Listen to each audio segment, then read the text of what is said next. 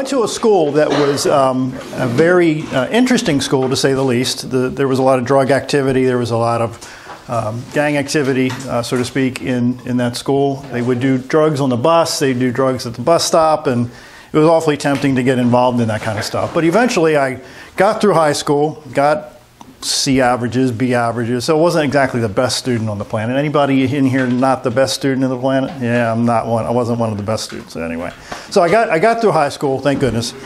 So I went to work right away back in 1983, and all during school and through my childhood, I had a really, really bad stutter. And you'll probably hear a little bit about that this evening. I'm going to try to not stutter so much. But that was a big issue with me. I would get teased, I would get bullied through school, and it was a very difficult time, to say the least, as a result of having that challenge. And I think most people in the room have had some sort of challenge in your life. Am I the only one who has an? Okay, so we're all pretty much in the same boat, right? So I got through school, got beat up, picked on, got in some fights here and there.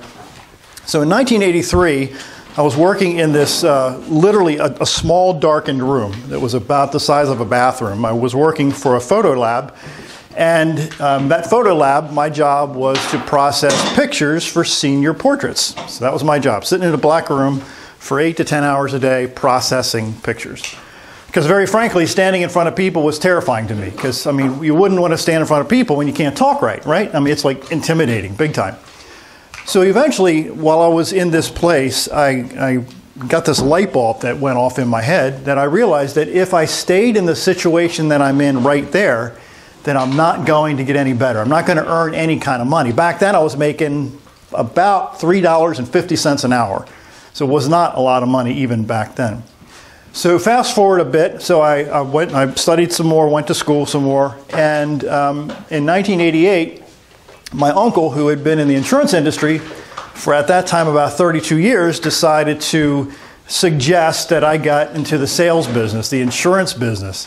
And that was like, you got to be kidding me, because I can't even talk right. I mean, have you ever met a stutterer that stutters really bad? Anybody here? I mean, it's frustrating, to say the least. So he says, why don't you go and talk to this guy, Joe? And I said, Uncle Harry, how can I talk to this guy, Joe, when everybody's going to laugh at me when I try to sell him anything? They're going to chuckle and tease me and this and that. So I said, I really don't want to do it. So he was taller than me, bigger than me. He says, John, you need to go talk to Joe. So I went and talked to Joe. So I went and talked to Joe. This is now mid-1988. So I was shocked to hear that Joe actually hired me. I was 21 years old, just barely 21 years old, and he hired me. And I don't know even why he hired me, other than he saw that I was hungry. I was at that time making $7.50 an hour. So I was making better money, but not great money. So he decided to take a chance on me.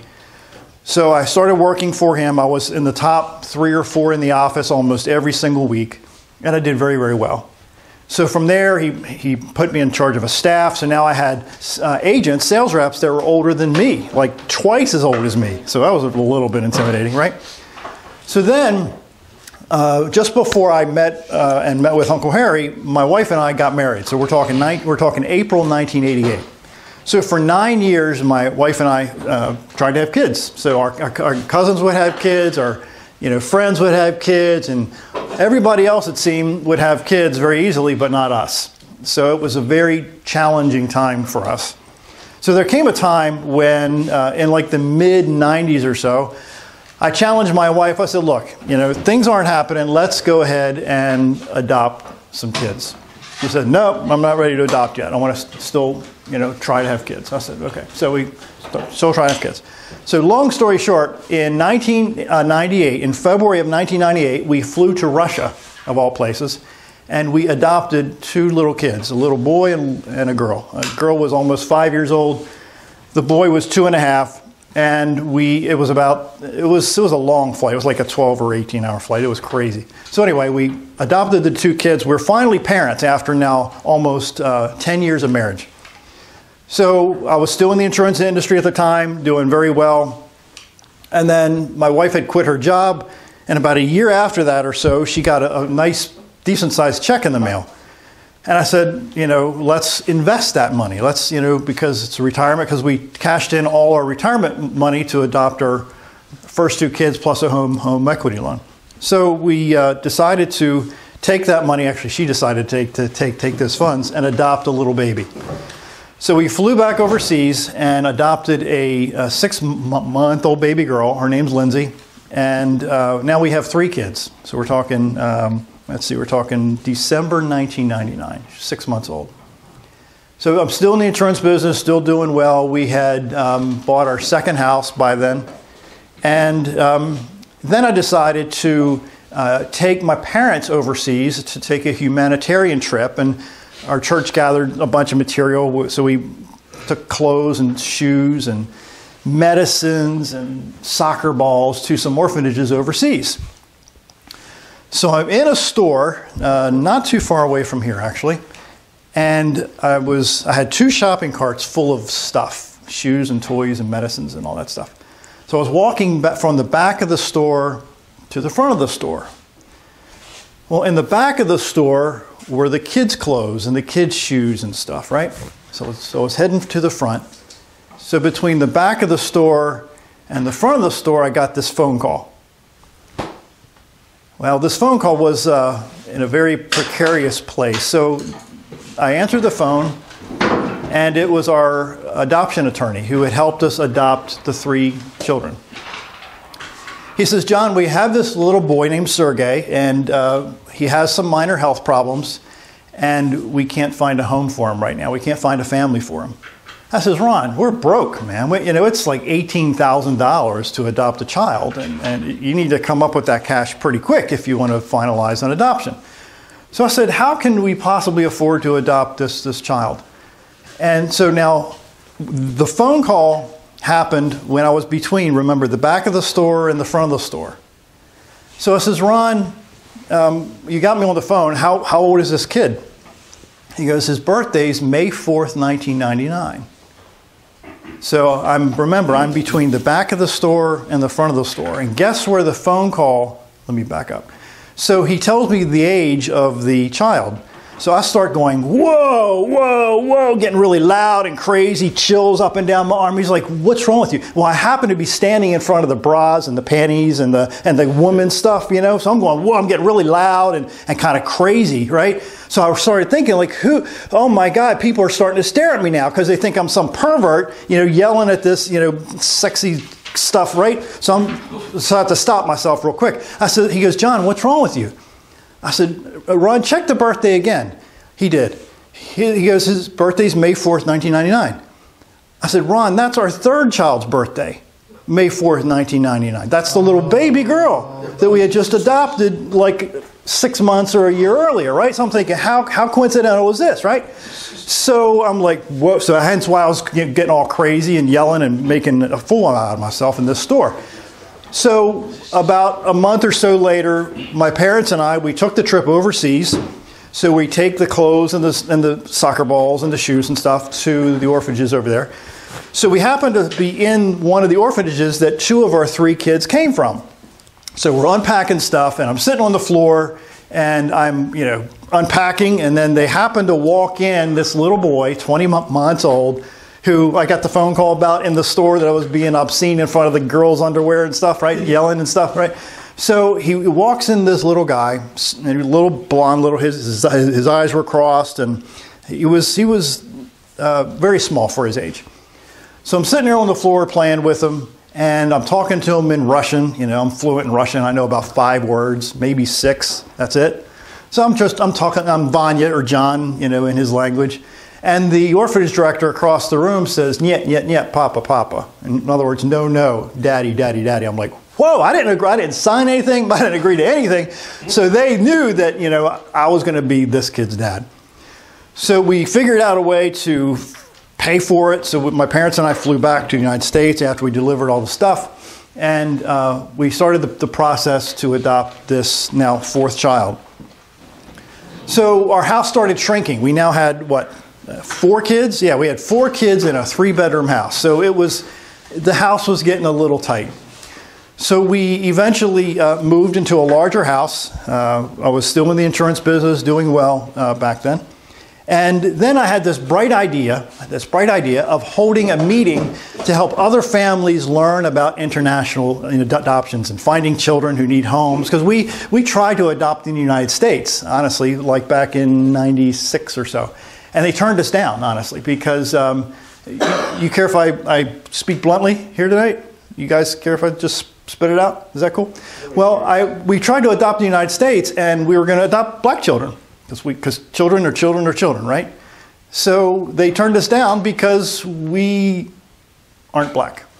So that turned us off really, really big time. So it really put us into a mental state. It was like, wait a minute. I mean, these kids need homes too. Why can't? So anyway, so we chose to go international. So I decided in like 2000 to hold a meeting for other families to adopt. So I reserved a hotel. I had reserved this huge banquet room that probably seated 300 people, 300 people. Did a lot of advertising for it. I thought, Shazam, man, I'm gonna, 200, 300 people are gonna come here, and at least half of them are gonna adopt kids, right? And help these kids who need permanent homes. So I'm thinking, why not? So my attorney, my adoption attorney, he comes in, he flies in from California, where the agency is, expecting to have a room full of 200 or 300 people, right? So he flies in, and guess how many showed up? 3. Almost. 4. About 6. Wow. So I had a room that was probably 10 times the size with 6 people in it. I was like major league embarrassed, you know what I'm saying? So nobody signed up to adopt a kid. Nobody adopted anybody. So I'm like depressed. I'm like embarrassed because this attorney spent all this money to fly from California to Maryland to hopefully help other people adopt kids. So we go back to his hotel room after we're done looking, and talking to people and trying to talk them into helping these kids who need moms and dads. And he brings his album of kids who need moms and dads. And we're flipping through the album, and all these kids, the album was about that thick, with kids. So we're looking through the album, and we're all like, oh my God. So there was this one little girl in there whose eyes were crossed, just like our 4th child's eyes were crossed. And I started to cry. I'm a crybaby. I know you guys don't want to admit that anybody in the room is a crybaby. You are men. I'm loving it. So you're not ashamed of sharing your tears, right? So I'm sitting there and I start crying. I'm like, what is wrong with me? Because we're done adopting. Because we held the seminar to help other people find moms and dads, right? So we're like, so I said, why am I crying? So I had to walk out of the hotel room, walked up and down the hall to get my composure, because I was like not sure what the heck was wrong with me. I don't know if I was mentally unstable or what was going on, but I was sobbing my eyes out. So what's wrong with me? So longer story short, this little girl happened to live in Belarus. She was about 10 months old, 12 months old at the time, which is near Poland. So it's like not in the next zip code, right? So we decided we're going to adopt again. So we think we got another home equity loan or something. And so we flew overseas and we meet this girl, and all this is online, by the way. On YouTube, you can watch all this stuff as it happened.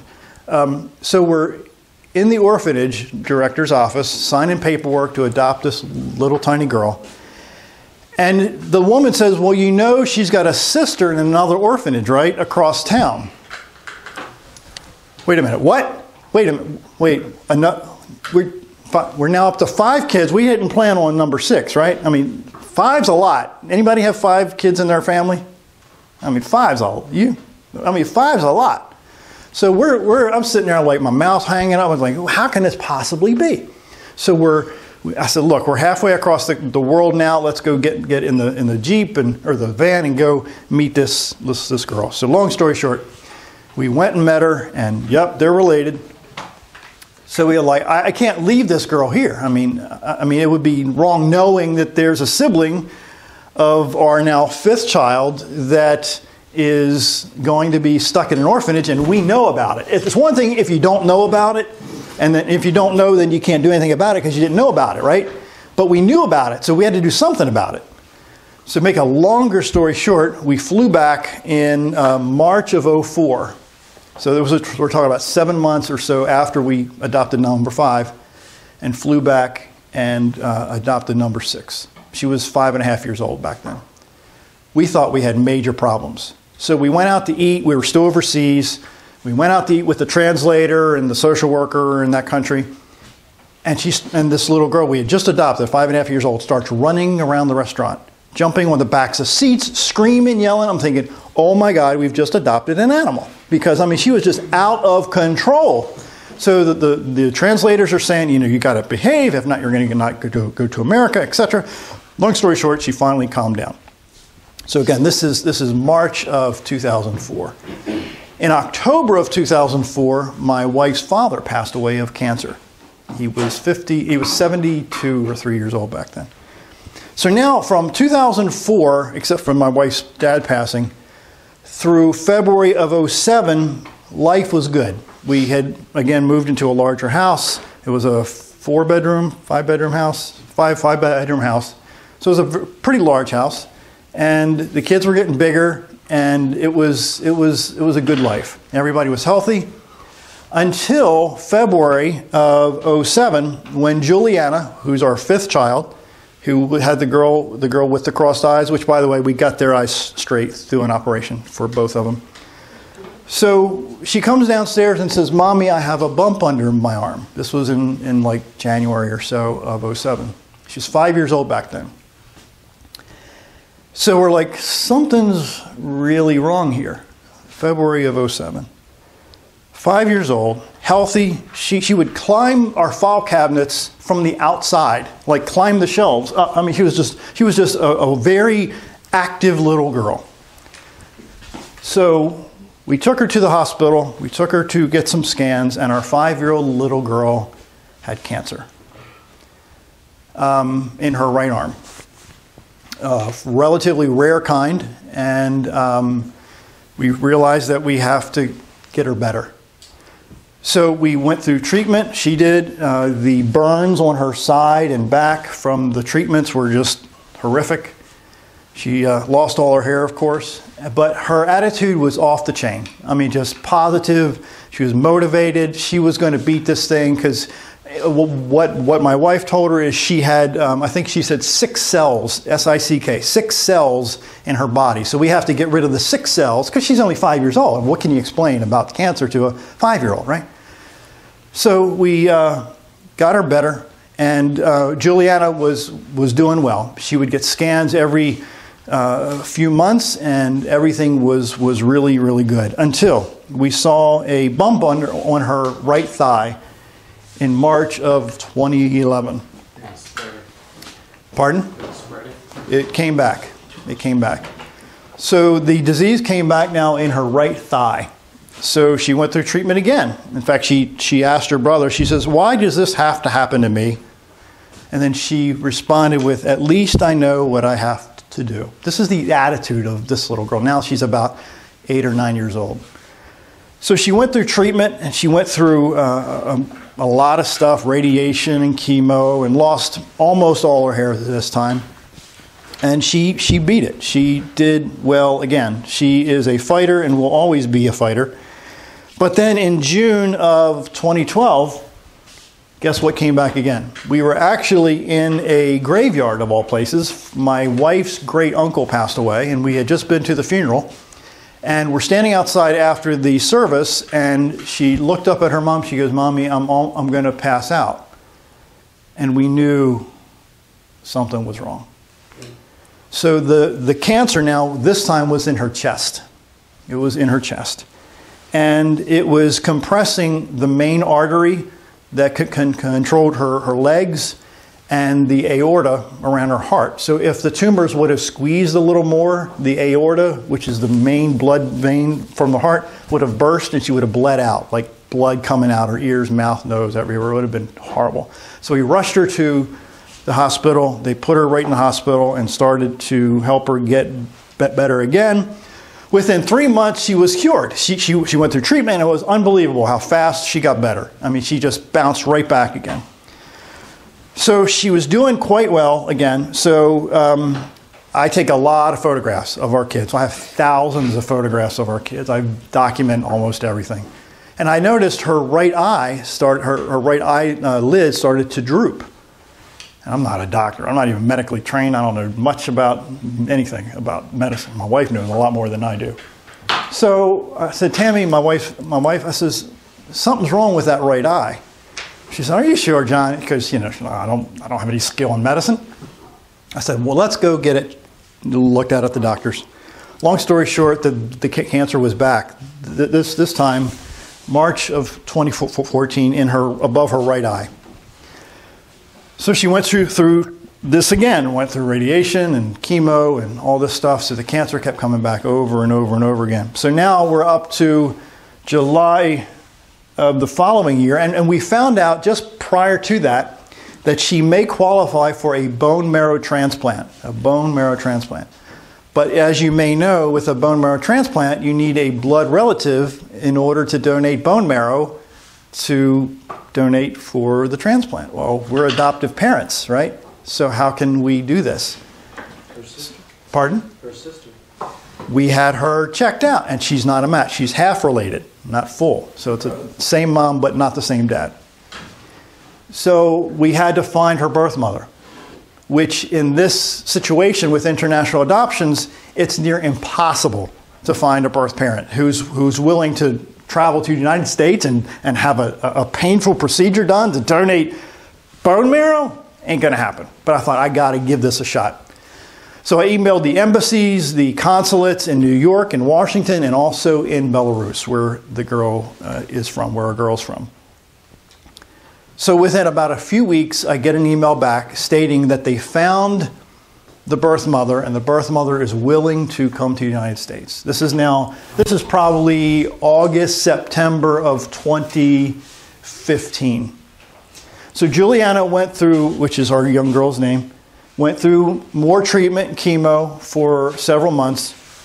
And by the end of the year, the cancer came back again for the 6th time.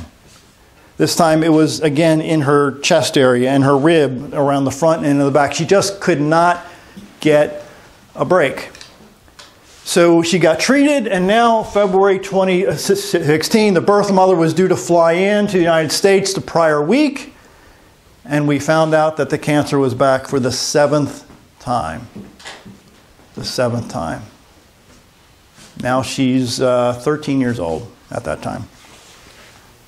13? 14 years old. So now the hospital said that we can't do a bone marrow transplant because the marrow needs to be fresh. They need to take it directly from the birth mother and put it right into our girl. So we argued back and forth, we begged and pleaded, so they agreed to freeze the bone marrow until Julianna was cancer-free again to get her treated. So in April of 2016, she finally was able to have her bone marrow transplant done. This is after the birth mother flew to the United States. She stayed with us for a week or two, and they were able to meet because they had never really met prior to that point. So she had her transplant in April of this past year.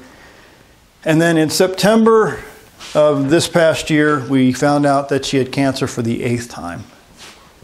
And the cancer was pretty bad. So on October 7th, we rushed her to the hospital because she had an infection in her lung. And we were told that on October 26th, she was going to start treatment again for the disease. And we brought her home on the 21st of October, and she died in our bedroom on October 24th of last year. 14 years old. Julianna Carver is her name. I don't want you to ever forget her name. But let me back up just a little bit. Julianna is the type of little girl, young lady, who never complained. She never whined. She never had this attitude, why me? She didn't really carry herself that way. So one day we were offered a trip to Florida. So she was fishing one evening with her brother, Tim, who also, by the way, his eyes were crossed. So the two were working together, and we, of course, had their eyes straightened some years back.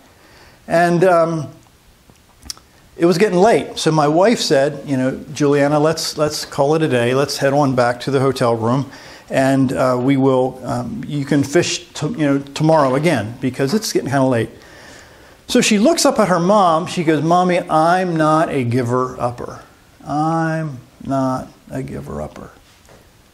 And that kind of summarizes, at least for me, in my own mind, the type of character that Julianna is.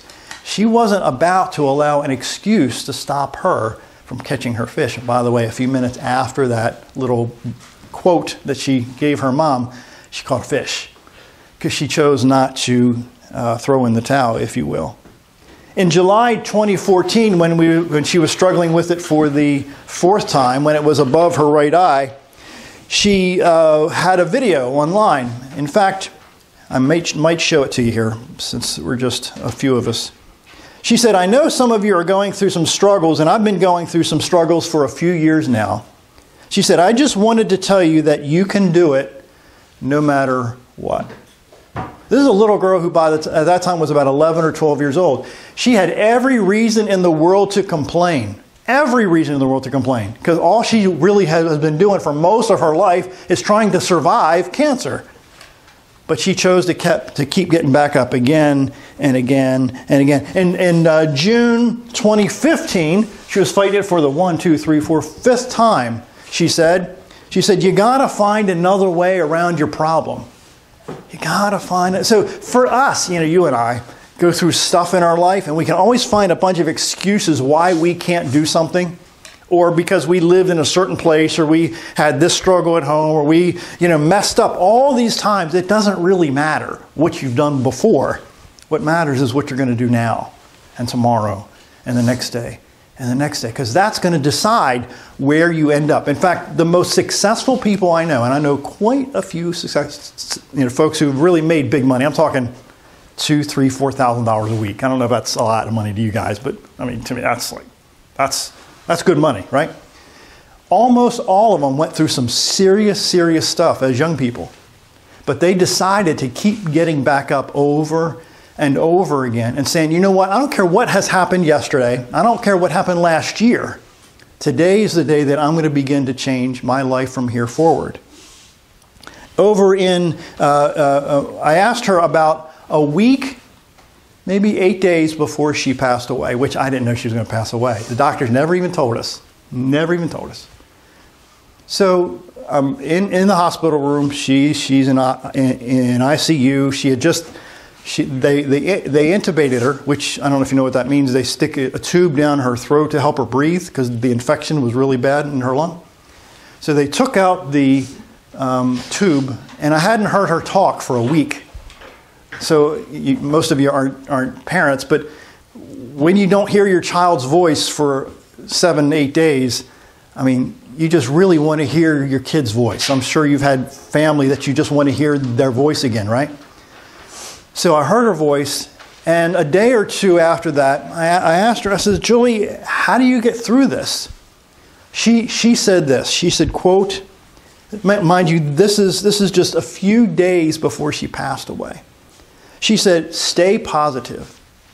She said, "Don't think about the negative." She said, "When you think about the negative, it just makes things worse." This is a little girl who has fought cancer 8 times. How dare I whine about anything? How dare you whine about anything when you know what? You haven't suffered with cancer not even one time, have you? Not one of us have. But she went through it 8 times. She died, guys, at 14 years old. 14. She's not going to be a mom. She's not going to have a husband. She's not going to have her own home and her own family. She's gone. But her courage lives on over and over again.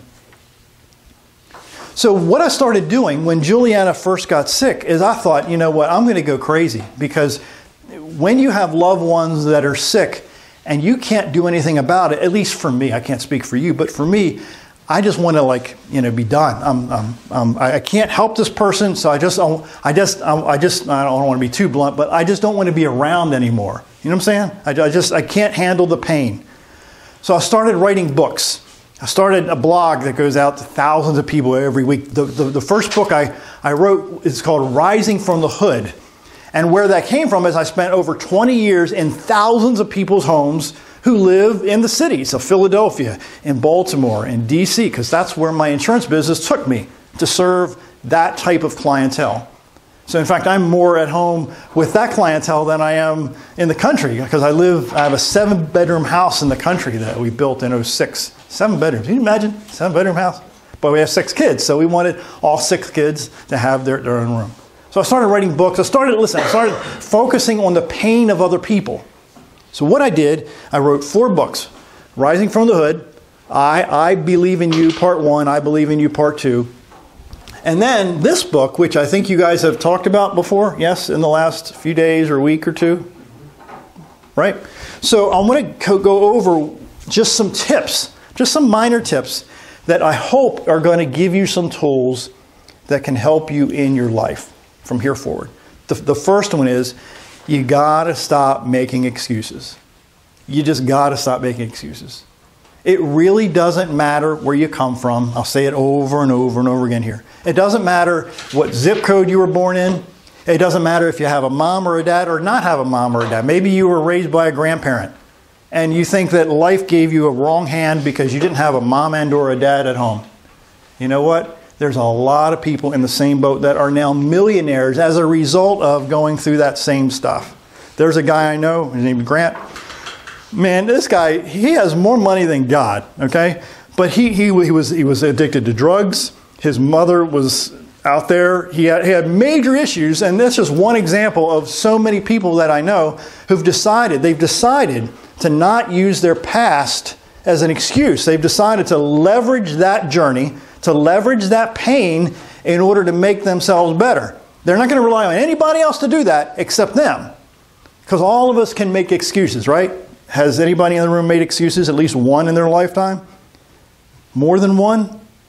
You've never made one excuse. I'm going to shake your hand before we're done here tonight. You are awesome. You are the non-excuse maker. Okay?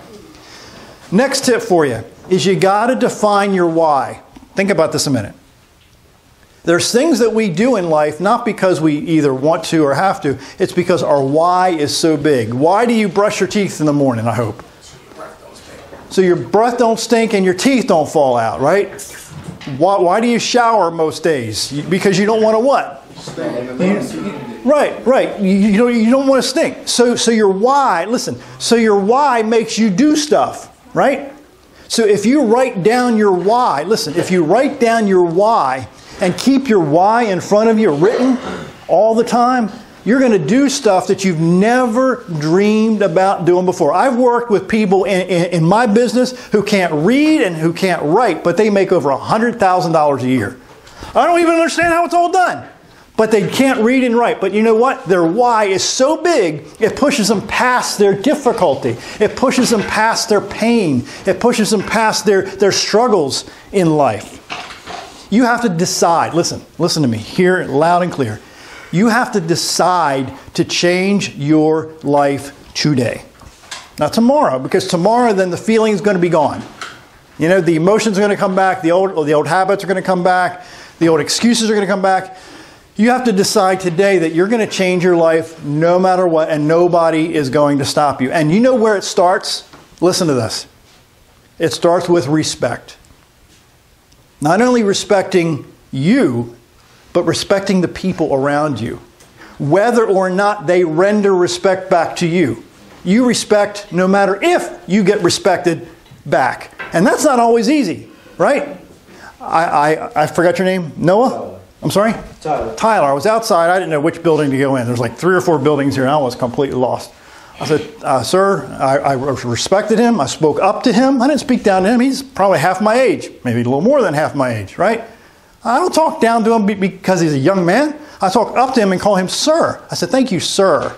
It's called respect. When you give respect, guess what? You get it. But when you don't give respect, guess what comes right back at you? And I don't know what's wrong. That's right. You don't get respect, right? Here's something that, you know, if you can master this now, at your age right now, this will change your life. Because 98% of people don't do this thing. They don't read books that can help them. They listen to music, they watch TV, and they do all stuff that just makes them feel good and doesn't educate them. It doesn't make them better. If you don't read good stuff and put into practice good stuff, guess what? Good stuff ain't going to happen to you. Listen, good stuff ain't going to happen to you if you don't read good stuff. Something else. Listen. If you do not do this, everything I just said ain't going to happen. And forgive my poor English, ain't. Listen, if you don't write down your goals, if you don't write down your goals and keep your goals written in front of you, guess what's going to happen? You're going to vanish. They're going to vanish. All the excuses, all the baggage, all the pain, all the difficulty, all the stresses that's going to come back, guess what? It's going to come all back at you and say, screw everything John Carver just said, because it's good for everybody else except me, because all the crap I've been through. Guys, don't believe it. Write down your goals. Write down what you want to achieve in the next year. Listen, write down what you want to achieve in the next year and keep it in your mirror. Keep it under your mattress. Keep it somewhere where you can see it. Take it out and look at it multiple times a day. Because listen, if you don't know where you're going, guess what? Listen, if you don't know where you're going, how are you going to know when you end up there? It's like going on a long trip without a map. You're going to end up going in circles, right? Hello? You got to have stuff written down. No more excuses. Write down what you want to have happen. Listen, and write it in the present tense. This is a big deal. Not, I want to earn $50,000. I am earning $50,000. I do have my GED. I am a college grad. I'm making $250,000 a year. I have a 7-bedroom home. Write it in the present tense, because guess what happens when you write it in the present tense? You start behaving, huh? You're going to remember it later on. That's not only that, but your body, your mind is going to start making that stuff happen. Because in your head, it's already here. If you can't see it, if you can't feel it, guess what's not going to happen? You won't get it. You won't get it. It's not going to happen. Write it in the present tense. Write this down. There's a chapter in my book, but I want to give you a little sneak peek on it unless you shared it all already. Write down LISOR. LISOR.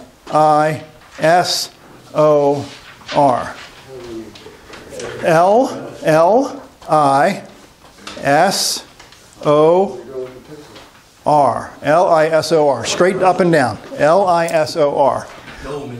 Listen. When I was in my early 20s, I was whining to my boss. LISOR. Listen. I was whining to my boss, saying, boss, my clients are driving me crazy. They're this, they're that. And he just looked up at me. He was like 50 years old. I was like 22, 23. He looks at me. He goes, John, Lyser, L-I-S-O-R. I said, Lyser? What's Lyser? What? Listen. He said, John, L, lacking, L-A-C-K-I-N-G, lacking. I is in, I-N. S, sense, S-E-N-S-E. O-R, or. Lacking in sense, or. And the R is what? Reason, R-E-A-S-O-N. So let me explain what that means. Everybody in this room has had idiots get in their face, right?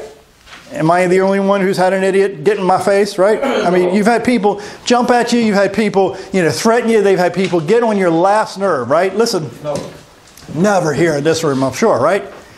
But I've learned, listen, I've learned the hard way that people lack in sense or reason. So guess what I don't have to do? I don't have to mirror back to them what they're giving to me, or at least attempting to, do I? All I have to say is Lyser, because it immediately comes back and says, John, these people are lacking in sense or reason. So when you deal with people out there that are not quite got their stuff together in their head, maybe they don't know that they don't know. Hear me. Maybe they don't know that they don't know. Right? All you got to do is think Lyser, L-I-S-O-R. So what I'm asking you to do this evening is to reframe your life. Because what you see in the mirror is really important to know and to decide where you're going to end up. I have people in my family that choose to make the same mistakes over and over again, even though multitudes of people have told them, if you do this, this is going to happen. And this has happened more than a few times. They keep making the same mistakes over and over again. You know why? Because they resent people suggesting to them that they take a different path. So when you and I resent people that are attempting to help you, that are attempting to help us, then guess what's going to happen? There's a little quote that says, when you do the same thing over and over again and expecting things to change, that's a sign of insanity. Listen. When you do the same thing over and over again and expecting things to change, it's a sign of insanity. Anybody been insane in this room before? Yeah, we all have. Or most of us. Not the teacher in the back. Okay, maybe the teacher in the back, right? Crazy insane? Or what type of insane? There's two types of insane. Well, doing stupid stuff and expecting things to change. We've all done stupid stuff. So lastly, I want to share a final tip before I move on to my book. And that it's important for you and I to understand the power of failing. You say, John, you just went through all this stuff about reaching your goals and doing this and that. But I want to share with you the importance of understanding the power of failing. Because failing, listen, doesn't mean that you're a failure. Failing does not mean you're a failure. Because every time you fail, if you keep getting back up again, guess what's going to happen? You're going to learn something. You're going to get better. You're going to maximize what you've just been through and use it as a stepping stone instead of a stumbling block.